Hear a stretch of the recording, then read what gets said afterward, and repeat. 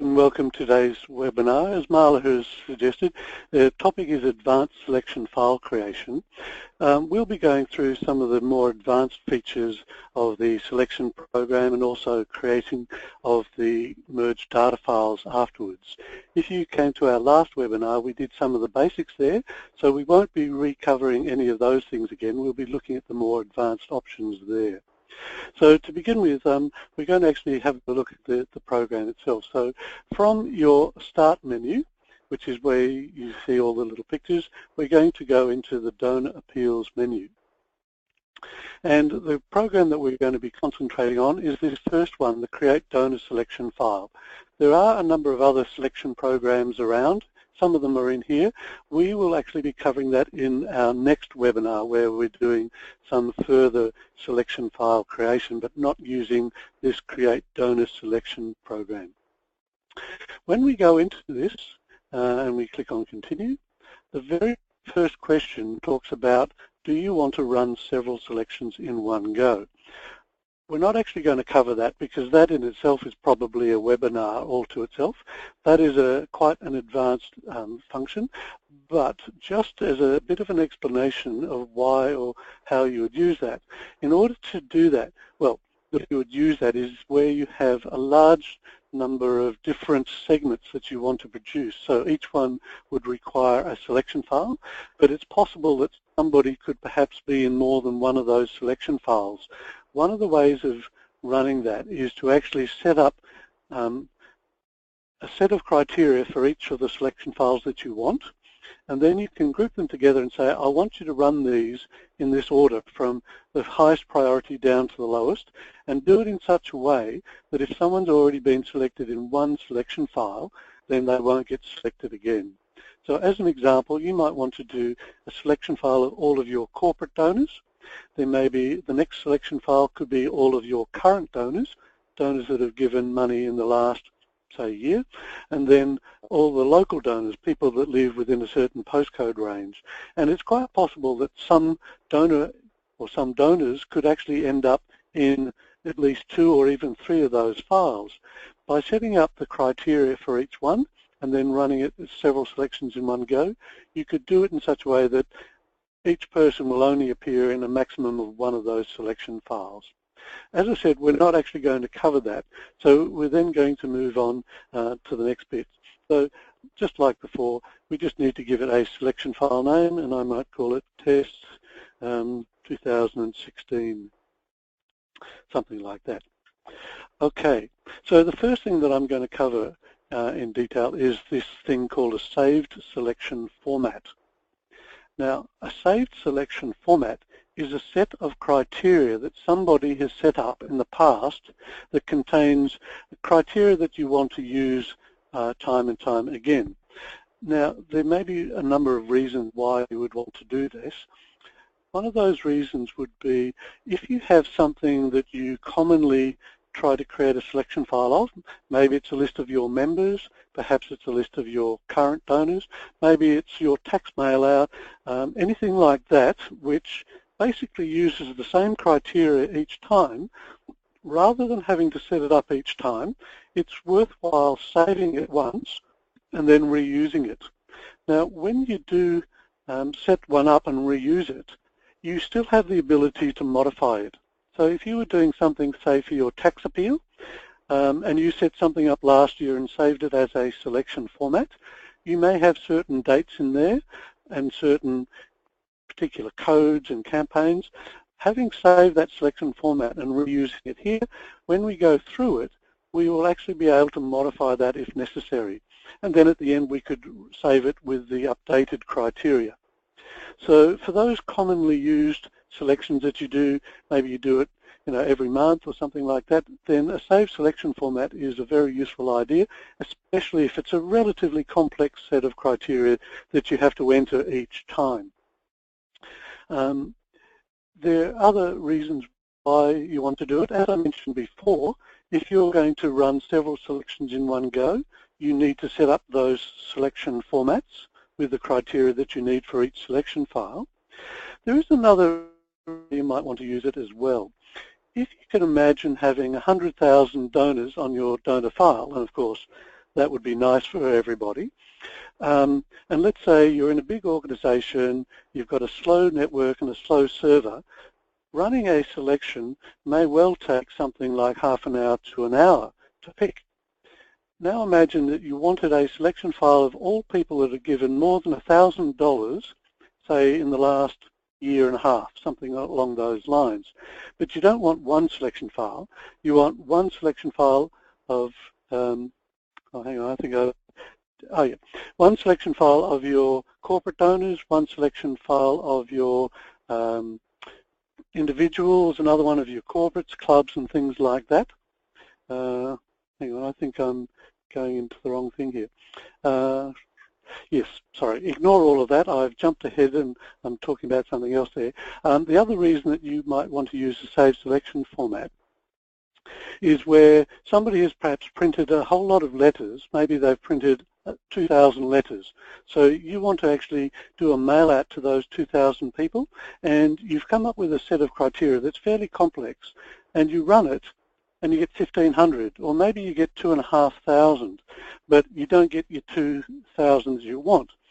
If you don't save it as a selection format, then you're going to have to go through in and basically enter the same details, but make some slight modifications, perhaps on dates or campaigns to include.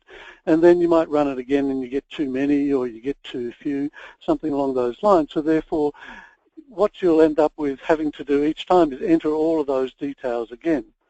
But if, when you do it the first time, you save that criteria, when you come back in to make slight adjustments, that's all you have to do, make those slight adjustments.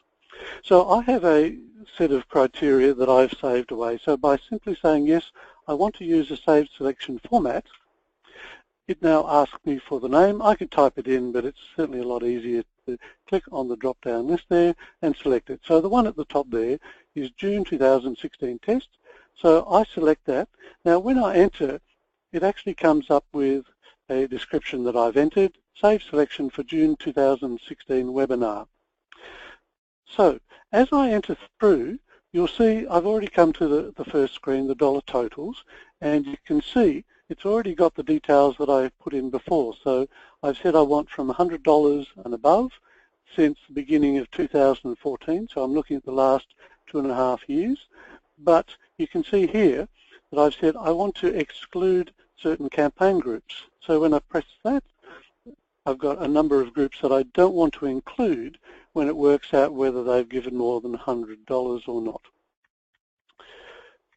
So again, if I go to history and mail, you can see I've said they want their first donation to be sometime sort of between 2001 and 2015. And that's all I've got on that screen. Then under codes, I've said, yeah, I want to select by donor type so I can have a look at those. So I've got quite a number of different codes there. And I've also excluded certain extra codes. So if I had run this and perhaps I got too many or too few, all I need to do is basically go to some criteria. Maybe I can go back to my dollar totals and change the date range, or I can go into my first donation date and change those. If you were running one of those regular things like your members or your current donors, if you didn't need to change anything, you could simply jump straight to the end to selection finalize, and you could then just run that. So if I run that through now, it's picked 177 records. Now, this file or this screen that it's come up with is very useful. Basically, it gives you screenshots of everything that you've selected or is all the criteria that you've used. Now, often people go, oh yeah, that's fine. If we scroll to the bottom, you can see again that it's selected 177 records, and most people at this point will simply escape back and go to the menu. But sometimes if they find that it's picked the wrong people or the wrong number or anything like that, once you've actually gone back here, you can't actually look at that criteria again. If you've got a saved selection format, then you can obviously look at what's been saved away. But interesting to note that if you actually go into your DM work directory, this is mine here, there's a subdirectory called selection reports. If I go into there and sort by date,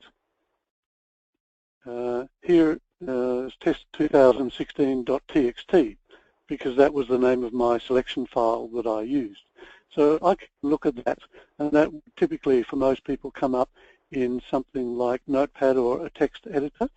I've actually taken a copy of this and put it into a PDF so that we can actually have a look and see the important information.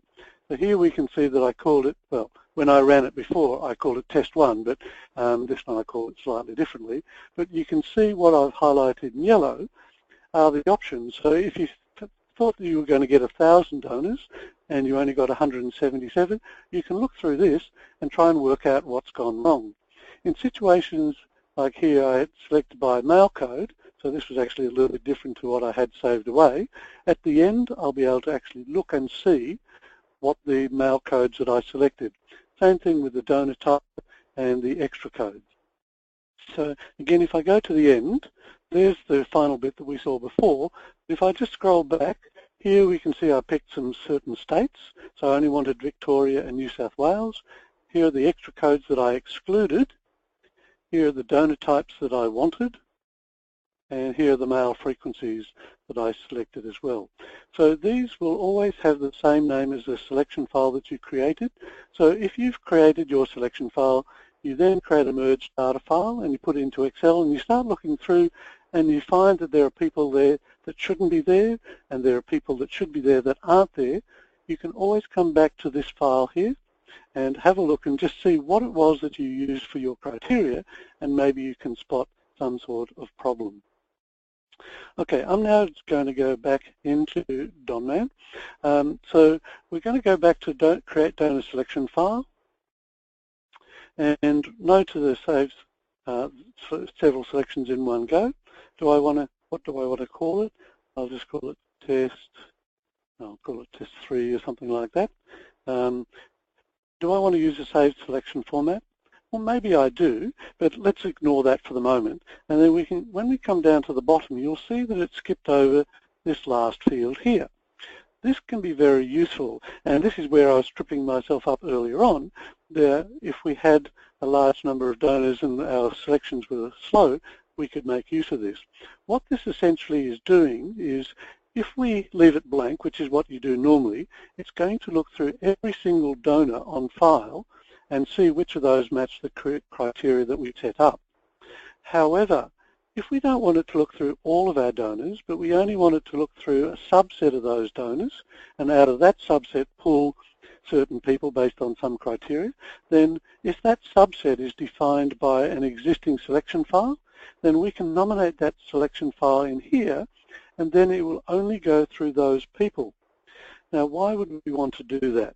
Well, let's suppose, I'll take you back to that scenario from before, you've got 100,000 donors on your database. It's a slow system. Your selection files take anywhere between half an hour and an hour, and you want your donors that have given more than $100 in the last year and a half, but you want one selection file for your individuals, one for corporate, one for clubs, one for churches, etc., etc.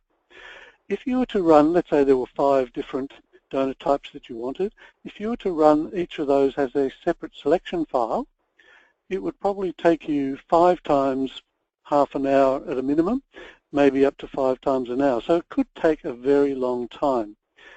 If, however, you ran a selection file, you didn't care what the donor types were, but you simply said, okay, give me everyone that's given me more than $100 since the beginning of last year. Let's say that came up with 2,000 donors. That would go into a selection file.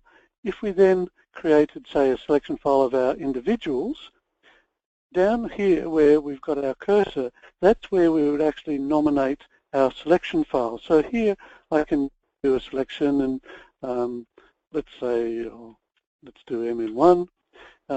So let's suppose that had our 2,000 donors in it. That means that it will only look through those people who have who are in that selection file, and then the only criteria that I would then need to specify would be that they are of donor type P for private. And obviously I can then repeat that for our corporate donors and what have you. Now, because it would only be looking through 2,000 donors instead of 100,000, it's going to run 50 times faster, so it would probably run in less than a minute. So the first file would probably take half an hour, and then when you do each of the subsequent files from that, by nominating it here, they would probably take a minute each. So you could probably have the whole thing done in less than 40 minutes rather than 2.5 hours. It can simplify things as well.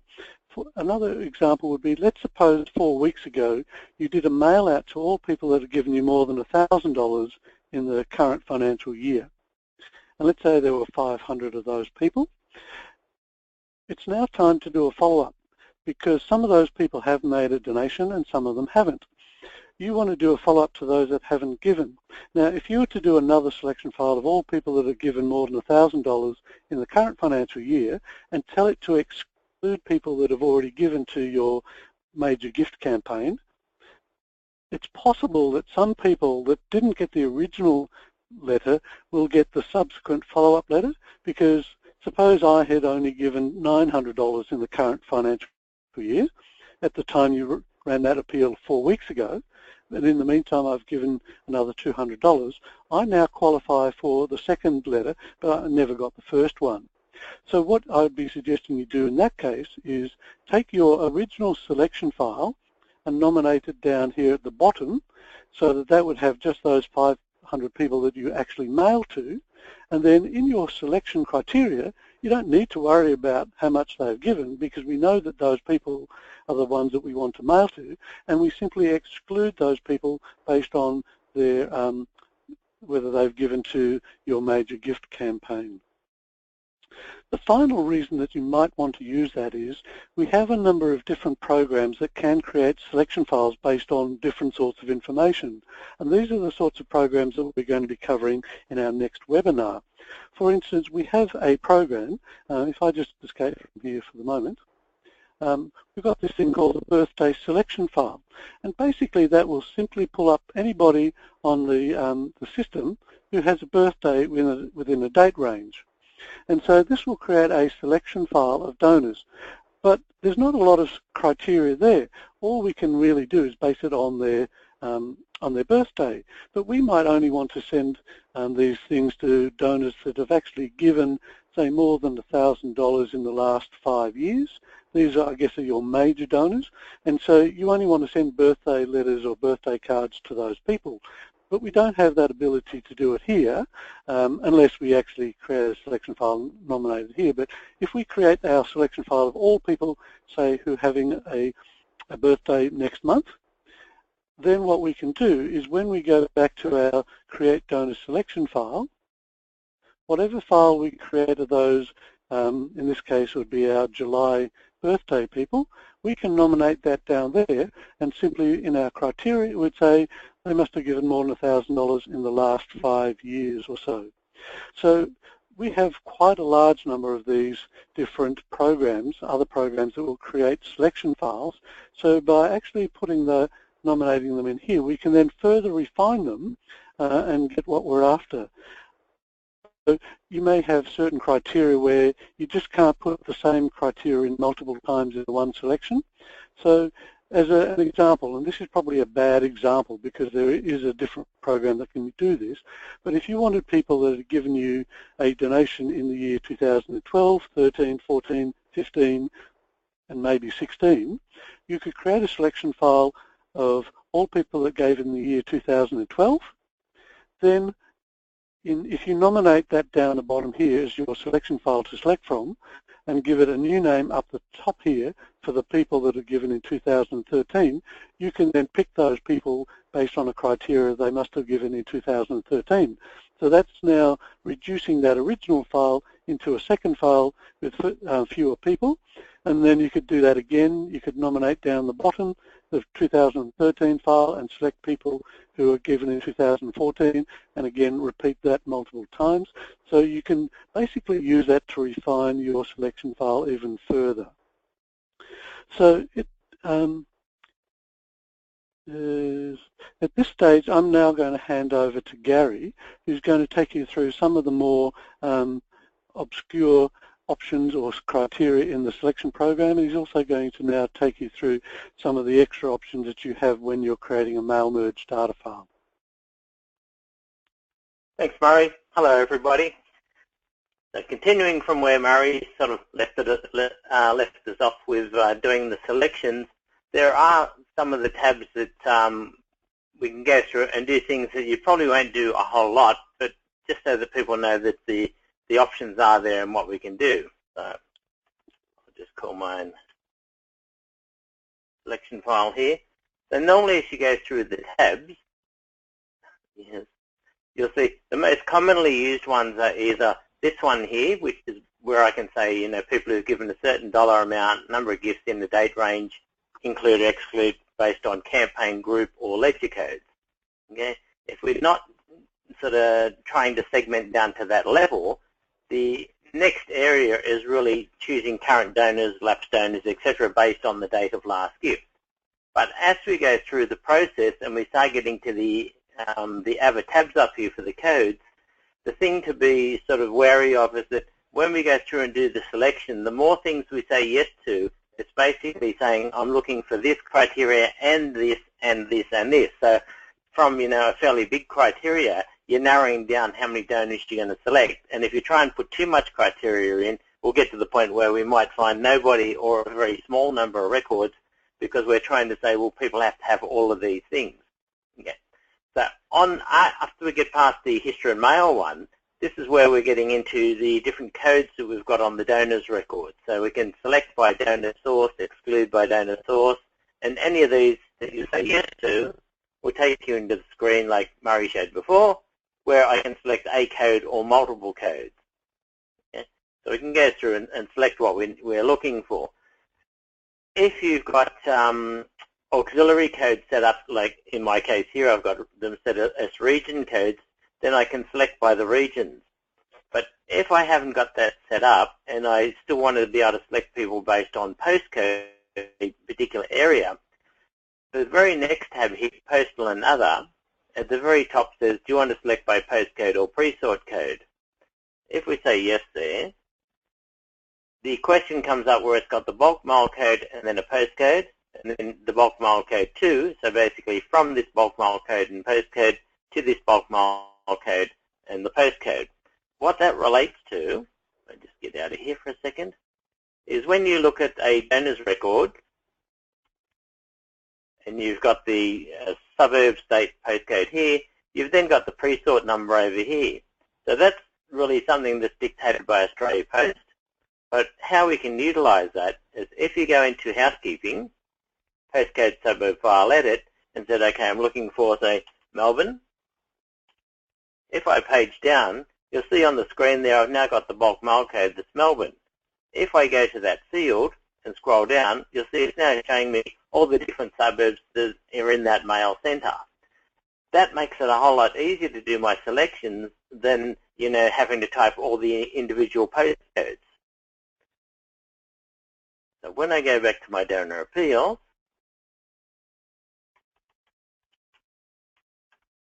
and go through, and I can say here, yes, I want to select by a particular bulk mail code. So based on the postcode I've looked up, I then say I'm looking for Mail Centre 22. If I wanted to start with a postcode other than 3000, I could choose that. And then I might say, well, where do I want to go up to? So I do the same sort of thing and look up the suburbs roughly around where I wanted, and then look at the bulk mail code that would cover that. Sometimes the bulk mail code can cover a much bigger area than you want, and as such, then you might also put in a postcode. But if you said, no, what I'm really looking for is that whole geographic area, and that's pretty tight, you know, pretty much Australia Post codes tie in with what we want, then we could do something like 32, which would cover pretty much all of the Melbourne metro area. So it means that I don't have to go through and put in a whole lot of postcodes. That being said, though, there is also the option here to say, do you want to select by particular postcodes?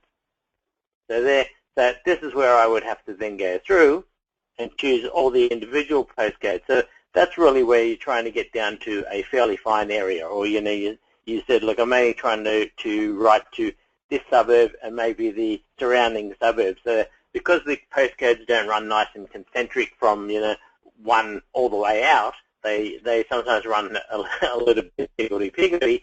So that way, I might be able to go through. I'd have to look up the postcodes or the suburbs I was wanting, and I could then go through and say, yes, I'm just looking for people in these particular postcodes. Yeah. So it just gives you a few more options for narrowing down the criteria or the list of people that you're going to select based on the area that they're in.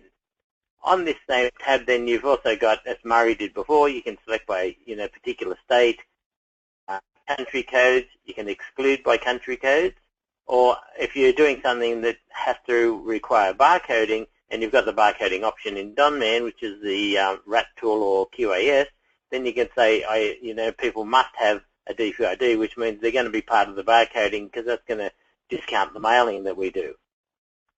From there, select donors with numbers from and to. Not something you'd probably use a lot because you could use, people with an acquisition date between certain dates rather than the actual donor numbers. Okay. The aged from and to is like the birthday report that Murray was showing you previously, where I can just say, look, I'm looking for people who are aged from this to this based on the date of birth in either the date of birth field on the front screen or the date of birth, male and female, which are on the second screen of the donor's record in the case where you might have a couple. So you can see here, instead of doing donor number from and to, if I was looking for brand new donors that may or may not have given a gift, then I could select here by the acquisition date, so the date the records were created. The next tab across the flag field is more of a global include groups of people based on other things that we've identified them by. So I might say I'm looking for people that have given in the Melbourne metro area, but I want to exclude any in memoriam givers. Okay? Or I might say they must have given in a certain date range. Okay? So the same sort of thing for the bequest prospects, pledge donors, the sexes. If you're doing something that was going to be targeted to just males or females or couples, you can then choose that here. And again, that depends on how we've identified the donor records themselves. If we've got titles, that's a little bit easier. The VIP donors, which is just a yes/no field on the donor screen. Yeah. The region, the members, where I might say I'm looking for people that are members, so there must be a member due between date 1 and date 2. Okay. So this one really is that more global one. This is where, without knowing that somebody was an overseas address, but they might be marked to get a mailing, then down here I could say, exclude them from my mailouts, because if I'm going to send someone a postal mailing, it's highly unlikely I'm going to do it by snail mail. That'll be the sort of thing you do on email. So then you might say, I'm looking for these people. They must have an email address, and I only want overseas people, or I want to exclude. So you can do it one way or the other. The code pool, which is on the donor screen down the bottom, is an area where quite a few organizations are storing information to suit what they want to store, really. People are using it for, like money tin collections or surveys that they've had, or different ways that they want to identify people. And on the code pool one, it sort of relates to when we choose a mail code down here. So where it says select by mailing list, if we say yes there, and look at my code, so I've got my particular mailing list here, those records are also stored in code pool. Okay. But normally you wouldn't worry about then choosing mail list because there is a dedicated field to that. But I could go through and say I'm looking for all the people with a code pool record or of a particular type. So I might say I'm looking for everyone who's got an allergy. And if I say no to select particular allergy codes, I'll get a selection of everyone who's got a master code of allergy. If I was only looking for people with certain allergies, then I could say yes. And again, go through and choose based on my list of subcodes what code I wanted to select. Yeah, and then just keep going like anything else to say, okay, these are the codes that I'm looking for. So it really is more of a global, everyone with this master code or a subcode. And because there's dates and numbers in the code pool records, you can even do it based on a particular date range, or if you've got number fields, you can use the numbers. you can, on this screen, select by the code fault codes or exclude.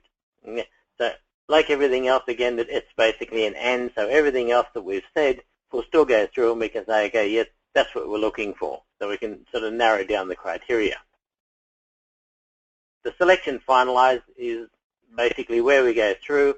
The question here is related to something we've discussed when we've looked at the donor record, a field called alternate citation, where if we've got a number of people in one family, say, and we just want to send one mailing, we can set that up so that one of the records becomes the main record, and the alternate citations might say, Dear Mr. and Mrs. Smith and family. So if we're not using that field really becomes irrelevant. But if I've got a selection that I then wanted to save and said, look, this criteria I do want to use again, then this is the screen where I can say yes, and then type in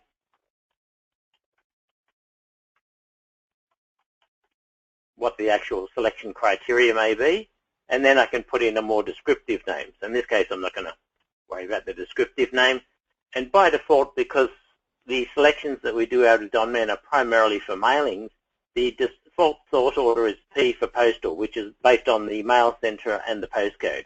If you wanted to do something else, like you wanted to do an alphabetic listing, then you can put a U in there and say, I'm looking for this. So if you wanted an alphabetic listing based on either the person's name or the company name, then use sort key, because that's a field that is based on those two fields.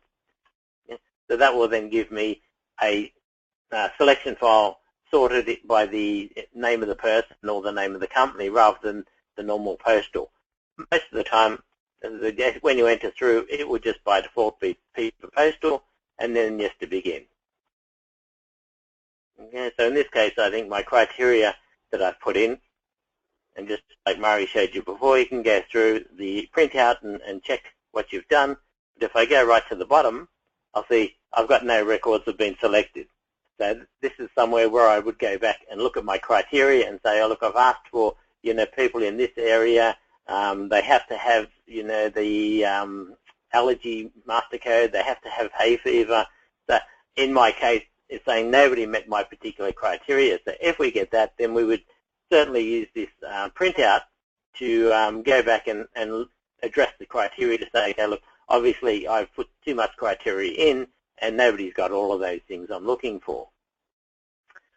Once we've created our selection files, the next important thing we want to do, of course, is actually use it to create a mail merge file. So we're either doing letters, labels, whatever we might be doing, or sending it out externally.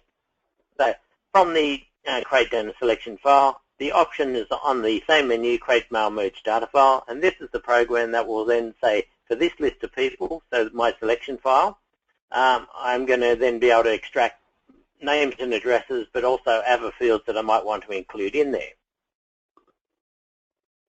When we go in, you'll have a list of all your selection files in the system. If I go through and say, okay, in this case, I just want to choose my 2015 donor. Okay, the system by default will count how many records, and normally that's a good indicator that if you created the selection files, you'll have an idea how many records were selected in each, either the one segment or the multiple segments you've done. So if I've chosen a file here and it's come up with, a few thousand records, or I know there wasn't that many, then go back to step one and choose the, look for a different selection file.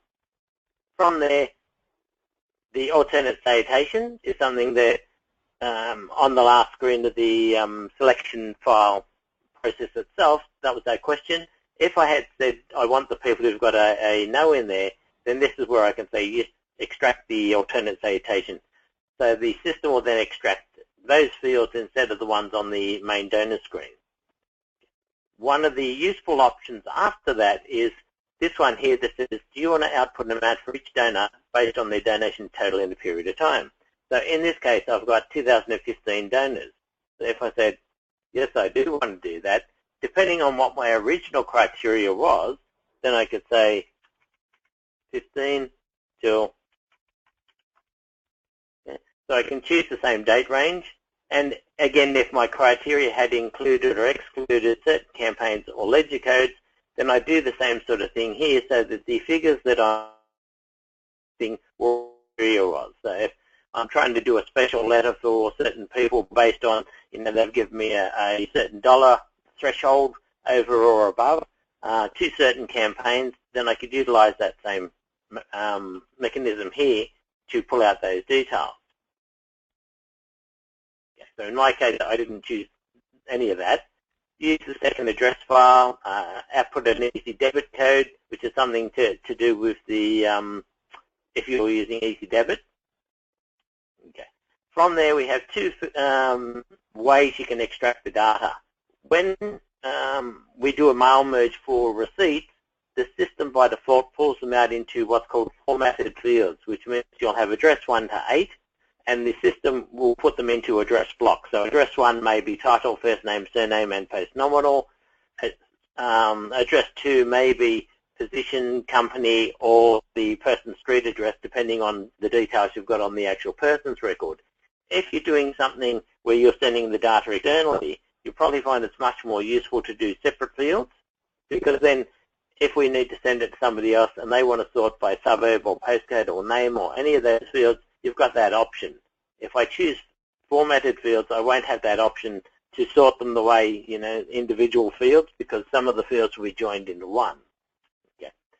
The next one down where it says append a check digit to the ID numbers will only be useful in the case where you're doing something to do with BPay. So if I needed to generate a number with a check digit on the end that people could use as a BPay identifier, then I could say yes here. If we've got the barcoding, then we could say yes, output the barcodes. Okay. Some organizations have used scanners to, when mail comes back in, be able to scan the barcode off the return that's come back, and embedded in that is the actual donor number. If, we wanted to utilize that mechanism, then you could say yes there, and that will create a larger barcode rather than the 37-digit one. I think it'll create a 50-digit one where the donor number is embedded within that. The options after that is saying, okay, I'm going to create this file here, but in that I also want to output the donor note. So if I've chosen a particular group of people, it may be bequest prospects or volunteers or any of those sort of things, and I said, when I create this file, I want to be able to output the notes as well. Then you can say yes there, and that will then create different merge fields for the 4 different notepads that are in the donor record. From there, do I want to select the mail list code? So this would depend on what I wanted to show in the actual merge. If I've selected people based on the mailing list, then I don't really need to extract that. But if I was doing a more global list of people and said, look, I've got all the people that are 2015 donors, and I do want to show their mail list codes, and I could say yes, and then you can choose the codes that you want to show. So I could say, then that way I could sort of check to see if people were on the autumn list, the spring list, etc., and go through. So for mine, I'm just going to say, no, that doesn't matter. By default, the program will put a disk file name here called appeal.txt.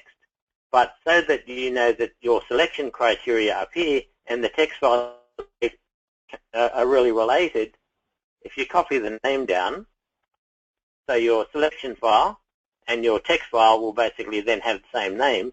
So when you're looking at them later, you'll know that they are related, that they've come from the same place. If we've got something where the format of the document doesn't change, or labels, etc., then down the bottom here you might say, yes, load word and merge, and I might then have, a document here that's, an Avery 7163 or whatever it may be. And then if that was the case, I would normally then use the default name here as appeal.txt, so that my label document is always using the same appeal.txt, but each time it will have a different list of people in it. So sort of like the receipt merge, where the data file is always called names.txt, but it gets overwritten every day, and my template that we've set up to do the receipt merging is always using that same file. So it makes it a little bit easier, if I've got that sort of repetitive stuff to do. For this one, I'm going to say, no, I'm not going to load word and merge. And the next screen showing me the output fields will show me here, you can see I've got my fields all separate. I've got the barcode, and you can see here where I've got notepad 1, 2, 3, and 4. Okay, there's a field for the strip salutation and then the donor number. all of the fields showing above this dotted line will come out no matter what you do. It's apart from the barcode and notepad ones, because they were options to say, did I want to extract those? But all of the fields like citation, title, first name, surname, position, etc., will come out because they're the core fields we need to do a mailing. To add additional fields to that list, so you can see under there I've got email, last mailed, I've got DPID, donor type, etc. So on the bottom of the screen here, I can then say, from the donor file, I want to choose, and you can then go through and choose any additional field from the donor's record to make it part of your data file. So depending what you wanted to do with the data, you wanted to, look at people's, donation last, their donation total, whatever it may be, you can then choose those fields as well. So for mine, I think I've got all the fields that I want pretty much counted down here. And you'll see at the bottom of this, because I've said I wanted to extract an amount for each person based on their total in a period of time, the system has added this period total and period count fields. So the total will be the total dollars, the count will be the number of transactions the person has given me in that particular period. So when you add fields here, they will stay as part of the actual merge until it's that time in the future where we might go through and say, I don't want that field anymore, and then you could go through, highlight it, and say, delete that selected field. So this one, I'm going to leave all the fields there, and then continue. Okay. So the system's now created that data file, and that will be in my DM work directory.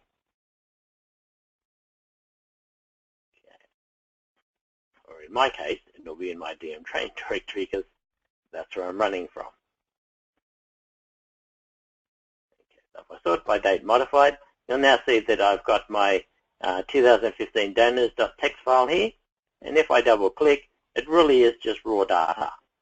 Okay. So in the case where I might have, and you can see all of the fields there, one of the fields, as you can see this rather long number here, is actually the barcode in its raw form.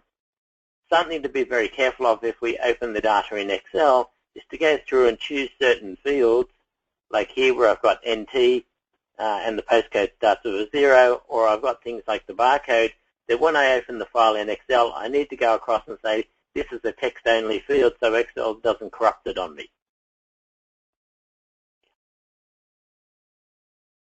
So to do that, go into Excel, go and navigate to my file. Yeah. Because I'm in Excel, by default Excel is looking for Excel files. So first thing I need to do is change this to text files down the bottom here. If I then sort by date modified, it's very easy to find my file because they're going to be sitting up the top here. Once I do that, Excel looks at the file and says, okay, that looks like a text file to me, so it by default will start this text import with it. So by default they are delimited, so I can say next, and you can see it's tab, and that's the default for Excel, and that's also the default type the Donman will extract the data. So you can see it's now understanding all my columns. The most common thing people do now is go, oh, beautiful, and click on finish. But as I was saying, there are a couple of fields that we need to be a little bit more careful of. So if I go across, because I know that I've got postcode starting with 0, if I click on that field and say, look, this is a text-only field, the same I might want to leave the date, but if I go across, I'll then get to the barcode field. So again, now you can see that for a rather long number, and say, that's a text-only field. Okay, then click on finish. I'll click up the top corner here, highlight the whole sheet, double-click, or make all my columns as wide as they need to be. And as I go across, you'll now see that the postcode and the barcode have got this little green indicator up the top of the cell, which is Excel saying it knows that it's a number, but it's treating it as text. If I don't do that, my barcode will become corrupted, and my Northern Territory postcodes will, just like mobile phone numbers and things, the 0 at the beginning will be stripped off those. If we go across to the end of the file, okay, so I'm now seeing that I've got period total and period count. So where these fields can be useful is if I wanted to create a list of people who've given gifts in the last 3 years, 4 years, 5 years, then what I can do is use that same selection file and choose a different period of time in order to get these totals out. I would then, create, say, 2015 donors, and it might be, list 1, or, 2015 donors, 2014 total. So I could then, basically, because the file will be in the same order every time, I can then copy and paste the period totals and say, this is period total for 2015. Okay, and the same for the period count. So that way I could, from the data, extract different totals for different years that I could then, have in the one place. So it's just an option to utilize and do that. So if I created the same thing again, that okay, for these same 2015 people, I wanted to, so if I go backwards, so back in here, the create mail merge data file. So again, if I chose my 2015 donors,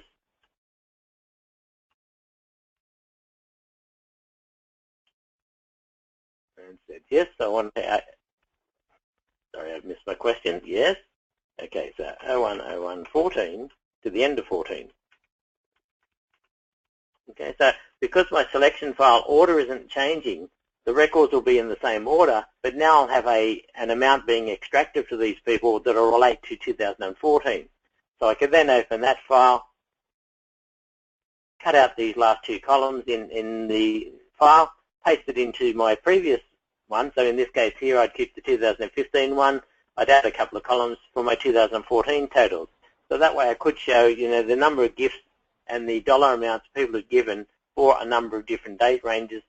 But unfortunately, I can't do it in one go. There's no mechanism to be able to do that in Donman to automatically choose, 3, 4, 5 periods, whatever I want, and show the total and the count for those particular periods as we go through. In this case, I don't need to save my file, but I certainly could, depending on what you wanted to do with the actual merge file at the end. Okay. So the period total can be extracted, as you saw when I ran the program then, when I create the mail merge data file. And something else we'll look at a little bit further when we do the next webinar is the short summary of donor info report. Okay. So when I do this, I can choose the selection file here, and it also has the same question that says instead of printing each donor's donation total, you can print a total in a period of time. So I can do exactly the same mechanism here, choose different things, and this report will create a text file in your DM work or your working folder, report text folder called donlist.txt. So just the same as creating the actual merge file, I can open that. Here's my total for 2015. I've opened that in Excel, run it again, pardon me, and then do the total for 2016 or 2013 or 14, whatever, so that I could have multiple years, showing in the report. Okay. So hopefully that's given people a little bit of an insight into, some of the other things in the selection area, and specifically, creating the actual merge file, that there are a few options that sometimes people just go through and do names and addresses, etc. But there is a lot more you can do with the actual selection criteria up front, rather than dumping a whole lot into Excel, then sorting it out by certain codes or amounts, etc. like that. A lot of the things you can do through the selection file, and certainly if you've got criteria that's fairly static, use save selection formats, because that means that the rules, just like when you do the report writer, it's really just the rules or the criteria of the list that you're looking for isn't changing, it's only the data that's changing. So you're just pulling out the data refreshed based on the same set of rules. So if you utilize those, hopefully it'll save people a bit of time. So I'll hand back to Marla now for any questions we might have on the webinar. Thanks, Gary. And just a reminder to everyone, if you do have any questions, you just need to open the control panel to the right of your screen. There's a little orange grab tab arrow that you click on, and it will open it up. Type your question in the question pane and click send, and then I can read out any questions you have for Gary or Murray. So we'll just give everyone a couple of moments because there's no questions yet posted. And just while we give everybody... Yes, exactly, you have. And just while we're waiting for that, I'll just let everybody know our next webcast, which Murray did refer to, is on Tuesday the 19th of July. So next month at Tuesday the 19th of July at 2 o'clock Australian Eastern Standard Time. And it is the lookup file and other selection programs, and details are on our website now and you can register now for that. So go to donman.net.au, and we'll also be sure to send you a reminder a little closer to that time as well. You will also find our webcasts on our recordings of our webcasts on our website at donman.net.au under resources, recorded webcasts, and we also post details of those in our regular newsletter. So and it looks like we've got a couple of questions coming through. Oh no, just a thank you. Thank you, Trish. Very informative webcast. Thank you, Gary and Murray. All right, well, we're coming up to time, so we might wrap it up there. If you do have any further questions and you'd rather take it offline, please feel free to contact us either via our website or our email address info_donman@advsol.com, or, of course, please feel free to give us a call. Okay, so we'll wrap it up there. Thank you, Gary. Thank you, Murray. And thank you, everybody, for taking time out today to join us. Goodbye for now. Bye. Bye, everybody.